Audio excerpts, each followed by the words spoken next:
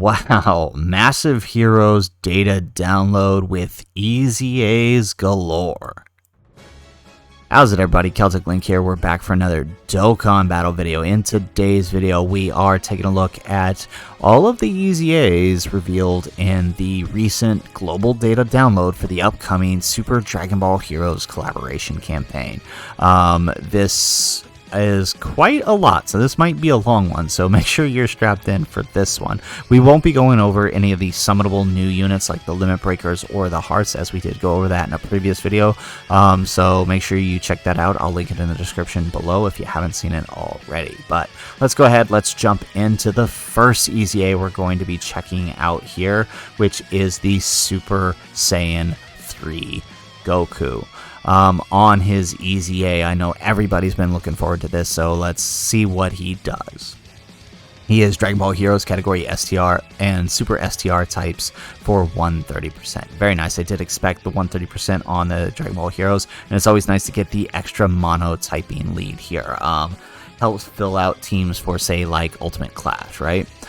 He is greatly raising attack for one turn, causing immense damage with a great chance of stunning the enemy. So 70% chance to stun, up from 50%.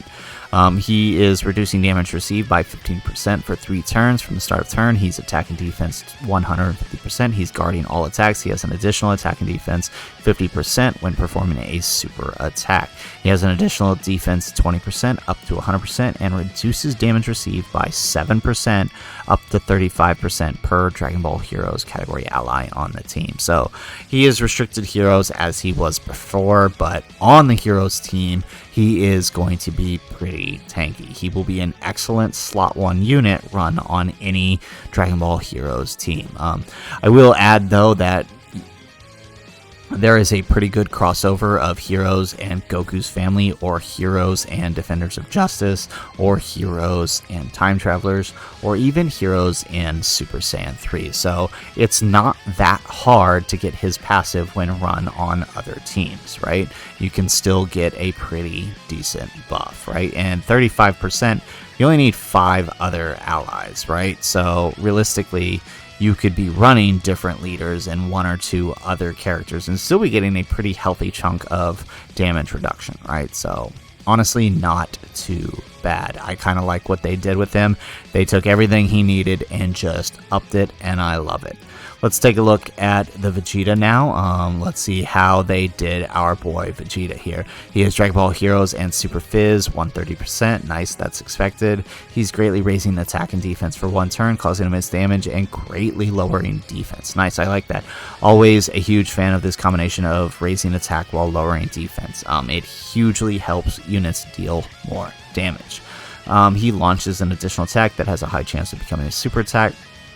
He launches 3 turns, got it. From the start of turn, he has an attack and defense 150%, he disables guard, and he has an additional 50% when performing a super attack. He gets an additional attack 20% up to 100%, and chance of performing a critical hit up to 35% per Heroes category ally on the team. Very nice, very nice. So honestly, throw some additionals in him. You could be launching up to 2-3 supers maybe in the early stage of a fight, and really put the hurt on the enemy. He is the excellent slot 2 unit to Goku's slot 1. So you know what? I will take what they did with him. I think they did an excellent job. He's going to be pretty powerful, especially, you know, with those stats and him greatly raising with each attack, you know, by the 2nd or 3rd attack in a turn, he's going to be pretty strong. So, you know what? I think they did a good job here. So, let's move on. Let's take a look at the next EZA on the list, one that I'm kind of interested to see what they did, simply because I feel like he would be good on Hearts' team. So, let's see how they handled it. So, Silas here, he is raising defense for 1 turn, he's causing immense damage, and greatly lowering defense. He is Key 1 attack and defense 100%, plus an additional attack and defense 100% when performing a super attack. He's Artificial Life Forms category allies Key 1 and attack and defense 20%, along with Time Travelers category allies Key 1 and attack and defense 20%. He has a high chance of evading attacks and fuses when conditions are met. Conditions are basically 5th turn from the start of battle. So nice. So if you run him on the Hearts team, you're already getting at a minimum 70% buff to everybody on the team, right? Because hearts is up to 50 with heroes and time travelers, right? So it's actually pretty nice. I'll take this. So let's see, how is he post fusion though? The only problem I have with him is just the fusion, right? 5th turn, you basically don't have a choice. You have to fuse. It's not an active skill, so you don't get to keep the support buff, right? That'd be my only issue here, but let's see what it is. Is it worth it? He is key 3, attack and defense 120%. He's additional attack and defense 120% when performing an attack. Super attack, that is. He has an additional attack defense 10% with each attack performed. He performs a critical hit when the enemy is in attack down or defense down status, and he launches an additional attack with a high chance of becoming a super attack. And he's raising defense for 1 turn while massively lowering. So great, he can do everything he needs to do, all the debuffs he needs to do to buff himself through his passive. So you know what? Honestly, not that bad. And at the point that you get his fusion, the enemy will be pretty well debuffed between all of the others, plus the other buffs you're getting from the rest of the team. So honestly, not that bad. I think they did a good job. I can't wait to see how he does in game. The big thing with him is, right, he is another big bad boss's character on the Extreme Heroes team, which there are not that many of. So that's why he kind of needed to be somewhat decent. So I like what I'm seeing from him. Let's move on. Let's take a look at the Great Saiyan 3. He is super class, key 3, HP attack and defense 100. He's raising attack and defense for 1 turn, causing immense damage, and raising allies by 30%. Nice. I always like that support buff, right, in the super attack. He is key 3, attack and defense 130%. He has an additional attack and defense 30% with a high chance, or with a chance of performing a critical hit 3% per time traveler category's allies on the team. He's defense minus 30. I already don't like that. Within the same turn after receiving an attack, he gets an additional attack and defense 10% with each attack performed, up to 30%. Oh, okay. So he reduces damage from normals by 30% and counters with tremendous power. So honestly, not that bad. If you're going to give a counter unit, you definitely want that damage reduction. So I'll take that. I don't understand the defense minus 30. I'm guessing this is a remnant of his pre-EZA. Yeah, so I'm guessing because they did the same thing with the Fizz Go tanks, right? I think they just can't get rid of it, right? Like it's part of the unit, so they have to find a way to counteract it, which they do by giving him the defense raise with each attack received, right? So up to 30. So if you get hit 3 times, then you basically counteracted that defense minus 30. So I'm guessing that's what happened here, because otherwise in 2022, why even have that on a unit, right? So my guess is maybe they just couldn't get rid of it. Because it seems kind of redundant given his passive now. So honestly, I mean, he's kind of weird, but I'd have to see him in game before I make my final judgment. But I think he'll be all right on the teams he can be run on, right? Having counter units is always useful. I'm just curious, 16... He'll be hitting back all right, I guess, with his counters. Not as good as like a Vegeta unit, but still okay. Let's take a look at the next unit, the Super Saiyan Cumber. Post EZA, he is extreme 100%, or 80% rather. Actually, wow. Oh no, here we go. 100%. Nice. So he is greatly raising attack and defense for 1 turn. He's causing immense damage to the enemy. He's greatly lowering attack and defense. Nice. Always a good combination, as I said before. He is key 2, attack and defense 200%. He gets an additional defense 50% within the same turn after receiving an attack.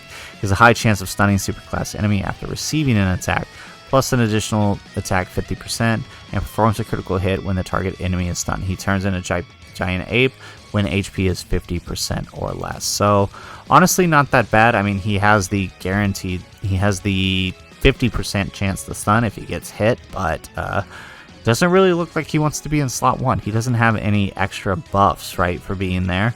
So I don't really know that I would put him there. So I don't know when you'll be able to take advantage of that. Maybe when you are at type effective and there's only 1 hit there, but otherwise I don't know when you would take advantage. Let's take a look at his Giant Ape though. Giant Ape form, greatly raising attack, causes destructive damage, medium chance of stunning the enemy. So nice, you can get some stuns in while in Giant Ape form. And he is key 3. Always good to have that extra key when in the Giant Ape form, because they don't link, right? So definitely helpful. So honestly, not bad. Maybe not as good as the rest of the bunch. Oop, don't need that. Not as good as the rest of the bunch, but he has his uses. Giant 8 power, specifically the giant form, could always use the help. So any buffs it can get should be taken. Let's see. Final. Oh no, there's 2 more. There's this guy. There's her, and then there's the Fu. So let's look at the Supreme Kai of Time. She is Dragon Ball Heroes and Super Tech, 130%. Nice. She is massively. Wow. Okay. Massively raising attack and defense for 1 turn, causing supreme damage and sealing super attack. She is attack and defense 120%. She's all allies key 3, attack and defense 40%, with a chance of performing a critical hit 12%, and a great chance of an additional 12% for all allies. She has a great chance of an additional defense 12% for all allies, and recovers 12% HP at the end of the turn. So massively raising attack and defense, and guaranteed seals. Honestly, looking at her passive, I say she would be a good 3rd slot floater, right? Put her there. She's buffing her allies, as well as the extra crit chance and the extra attack and defense chance for allies. I don't like that, but I mean, at least she already has the guaranteed 40% for everyone.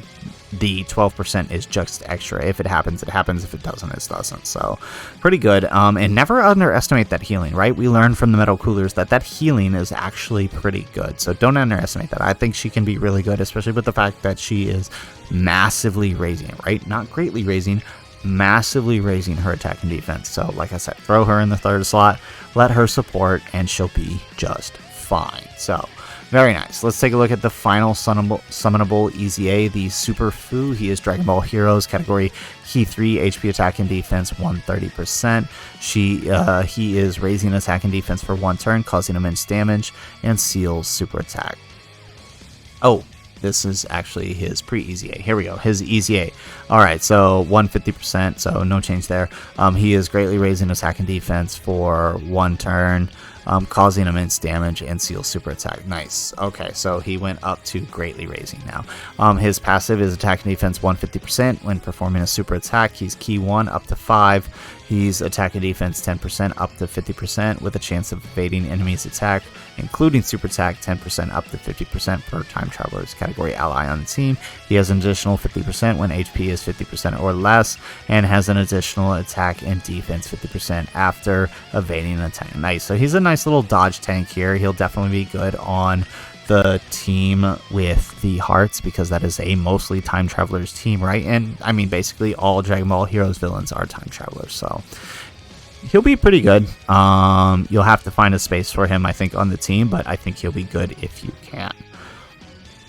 Alright, so I believe that is it for the summonable units. Now, we did have a batch of free-to-play units. Oh, no, the Golden Cooler. Almost missed him. Okay, let's take a look at the Golden Cooler, and then we'll take a look at the free-to-play units. So, Golden Cooler is Dragon Ball Heroes or Extreme Tech, 130%. Nice. Extreme Tech always needs that support, so definitely take it when we can get it. He's raising attack infinitely, raising defense for 1 turn, and causing immense damage. He is attack and defense 130%, plus an additional defense 30% when performing a super attack. He reduces damage received by 10% within the same turn that with each attack performed. So he gets up to 30% after each attack performs for his damage reduction. He launches 2 additional attacks, each of which has a high chance of becoming a super attack. When there are 3 or more Dragon Ball Heroes category allies on the team, he gives allies key 2 and 20%, and Dragon Ball Heroes allies attack and defense 20%. It sucks that his support is limited to Dragon Ball Heroes, but he could still be run on, let's say, like Wicked Bloodline and still have the rest of his passive. He just won't be supporting anybody, right? The fact that he's infinitely raising attack is helpful, right? I could definitely see some uses for this guy, but like all others, he is limited to the Dragon Ball Heroes team. Seems to be pretty consistent with the Heroes units, which isn't necessarily a bad thing, right? Moving on, let's go ahead, let's jump in, let's take a look at the last of the EZAs, the free-to-play units. That covers all of the summonable units, and I gotta say, I'm pretty impressed with all of them. I think they will all find nice slots on their teams. Moving on, let's go ahead, let's start with the first of the EZAs, the EZA Great Saiyan 4. He is raising attack and defense and causing supreme damage while lowering defense. So an infinite attack and defense raiser. So that's kind of the same as his previous form. He's attack and defense 120%. He's giving superclass allies 30% defense, and youth allies attack 30%, plus an additional defense 30% when attacking. His chance of performing a critical hit 10% with each attack performed, and a high chance of launching an additional attack. Very nice. So infinite stacker, you know what to do. Go additionals, and he'll be pretty good. He supports youth and supports all allies, so he could be pretty helpful if you needed like a filler unit for some of these categories that he's on, like time travelers, heroes, youth, or special pose, right? Definitely could be helpful there. Moving on, the Alms post EZA. We're not really going to talk about the leader skill because it's pretty much the same. It's whatever their category is, and then 77%, right? Pretty standard for all free-to-play characters. However, the Alms is raising defense for 1 turn. He causes supreme damage and lowers attack and defense. He gives attack and defense 120%. He's buffing extreme class allies by 2 key and defense 30. He's giving artificial life forms also attack 30% and an additional attack 30% when attacking. He has an additional defense 30% with each attack received, up to 150%, and he has a high chance of stunning the attack enemy. So honestly, not that bad. I think his biggest thing is the fact that even though he is a free-to-play unit, he does have big bad bosses, so he could definitely help out Hearts' team, even if he won't be buffing he'll only be buffing mostly the artificial life forms, which would actually help Silas. Actually, if you were running him and Silas on the team, that actually wouldn't be too bad. I am curious to see him in game because stats aren't looking too great. That's a pretty low defense number, even for a free-to-play unit. So, gotta see how he performs. Maybe as a third, right? You run Hearts in slot 1, you run Silas in slot 2, this guy slot 3, and you might be okay with him in the third slot. Again, we'll have to see how he does in game. Moving on, we have the Super Cumber, or I guess he's just Cumber, right? He is attacking the wrong one. Here we go. He is raising attack and defense infinitely. He's causing supreme damage and lowering defense. He is key 3, attack and defense 150%. He's giving extreme class allies 20% when attacking, plus an additional defense 50%. He gives superclass enemies defense minus 30 and attack minus 30. After receiving an attack, launches an additional super attack within the same turn after receiving an attack as the first attacker in the turn. Now, I mean, he's got a little more defense than some of the others, but I don't know that you're putting him in slot 1 to take advantage of this, right? You might put him in slot 3, he hits that, and then the next rotation can take advantage of the attack and defense lower. I'm guessing, right? Because this, I don't see you putting this guy in slot 1 to take advantage of that, right? So that would be probably the best way to do him. But, I mean, he's not terrible. He wasn't good to begin with pre-EZA, so, I mean, compared to the other free-to-play units we just looked at, I would definitely say that the other two are better, just looking at this. But again, as always, let's wait till we see him in game and let's kind of play with him. Now we have the Demon God Salsa here. I'm actually looking forward to this one because I like the Demon God team. He's greatly raising attack and defense for 1 turn, causing supreme damage and sealing attack. Very nice. He's key 3, attack and defense 100%, attack and defense 20%, up to 80%, chance of evading enemies' attack, including super attack 15%, up to 45% per crossover category ally on the team. He's an additional chance of evading enemies' attack, 5% per existing enemy, plus an additional attack 20% and defense 10% with each attack evaded. Very nice. So in Super Battle Road, this guy will be very helpful if you're running the Extreme Crossover variant or Extreme Heroes variant. He'll be pretty good in Super Battle Road, especially with the fact that he can seal, which will help you balance out the fight. So I'll take that, plus the fact that he's evading, right? So always good when you have units that can evade. Better to take no damage than any damage, right? So honestly, pretty good. I like him. I think they did a good job with this free-to-play unit. Up next, the final free-to-play EZA, the Demon Goddess Poutine. She is raising attack and defense for 1 turn, causing supreme damage with a high chance of stunning. Very nice. Always good to have stunners.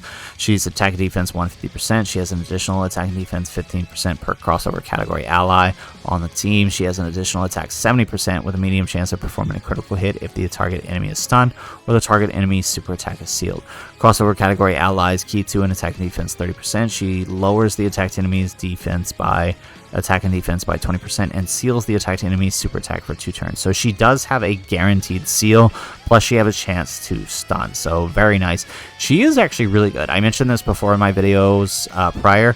She's really good pre-EZA. So now with her EZA, she is even better. And as a free-to-play team, right, her and the Salsa run together are actually pretty powerful. I was running her previously together with the Robello, and they are actually pretty good together too. So if you happen to pull the Robello, they are a pretty good rotation together, especially because Robello has that chance to reveal super attacks, right? So definitely very, very helpful and very good. I think she's probably, between her and the Salsa, I think, are the best out of the EZA batch, quite honestly. But they are all really good. I think this whole set of EZAs, both summonable, both free-to-play, are really, really good. So anyways, guys, that's the video. That is the major EZA info revealed in this most recent global data download. We have all of this coming at about 2200 PST on November 22nd. So stay tuned, get hyped, or November 21st rather. Stay tuned, stay hyped. Hopefully you guys enjoyed this video, and if you did, make sure you hit that like button and subscribe to the channel if you have not already. And in the comments down below, tell me, what EZA are you most looking forward to trying out here? There's a lot here, there's a lot to play with. Be sure to stay tuned for my showcases, but let me know which one you are most excited for in the comments down below.